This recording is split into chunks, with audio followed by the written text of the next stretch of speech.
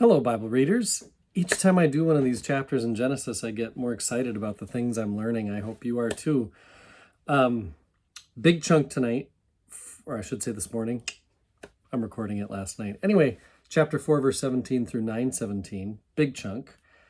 4:17 to 6:5 are not terribly illuminating in how we understand God, so we're not going to go deep into the giants of the earth or all the other strange pieces and genealogies. And the Bible is so much already, and there's so much more to say about the flood narrative that some parts are worthy of skimming, so we're going to skim that part. But the flood narrative, there's so much to say. Honestly, I could spend a few days just on this narrative, but I won't. Luckily, a lot of the ahas I've had about this chapter are similar in theme with the ways that we've learned about Adam and Eve and Cain and Abel. For one, this flood narrative does not focus on the flood. It's about the change that happens in God, which makes a new beginning possible for creation. And it's a new beginning that as Christians is going to sound pretty familiar to us. I know, a Bible story that's about God, who knew, right? Why would a Bible story just be about the flood or just be about the origins of creation? Bible stories are about God and God's relationship with God's people.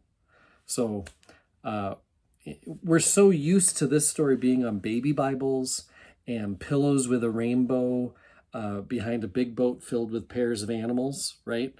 We definitely almost always miss the depth of what's happening to God in this story. This is like a tragic Taylor Swift love song or something about how hurt really God is.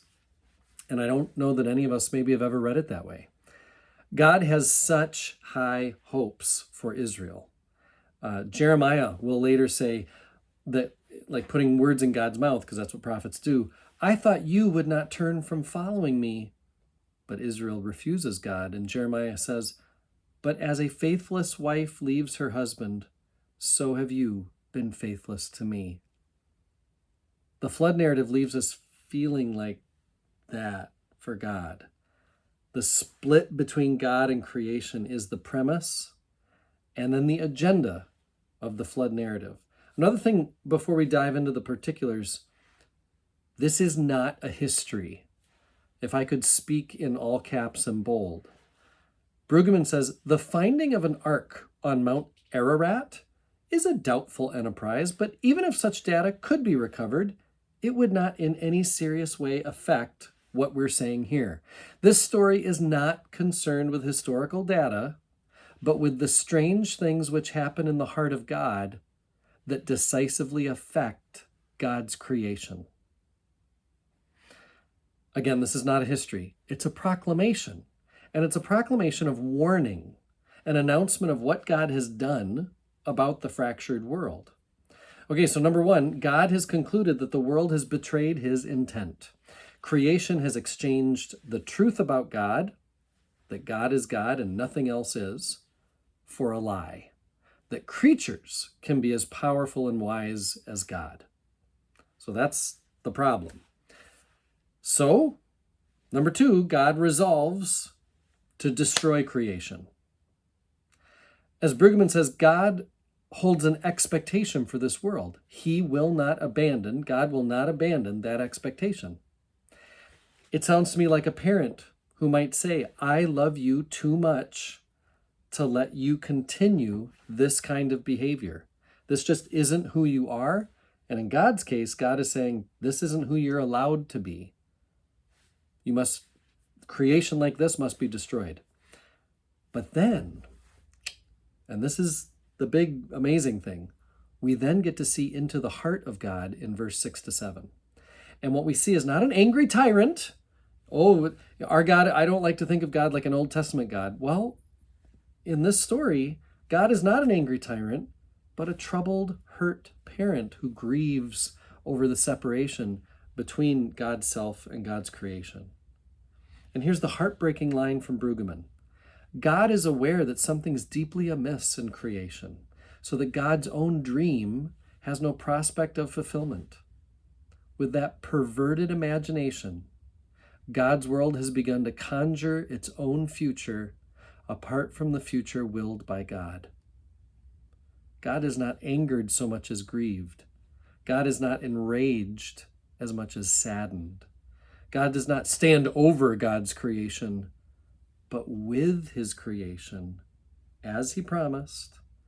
And what we see with the flood then is that the world, even under God's rule, can end. Worlds do disintegrate, and it grieves God. The flood narrative is about a heavy, painful crisis in the dealings of God with creation. Most of us think the flood is about a scary crisis for the world. We're thinking about ourselves. But a close reading shows that God is the one in greatest crisis in the flood narrative.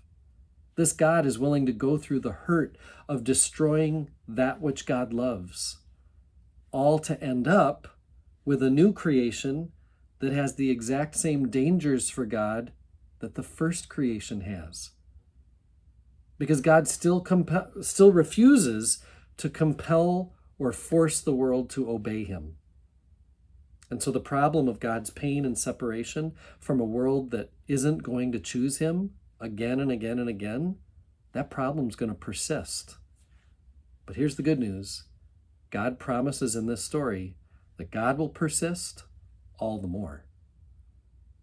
That's what this story is about. God's resolve to, although destruction had to happen, that grieved God so much, God doesn't change the rules. The sin will persist, but God will persist all the more. And that's what the rainbow means. Journal. Write stars and hearts and question marks. Share questions that you might have. I am one with my God. My God is with us, all of us, at all times and in all places.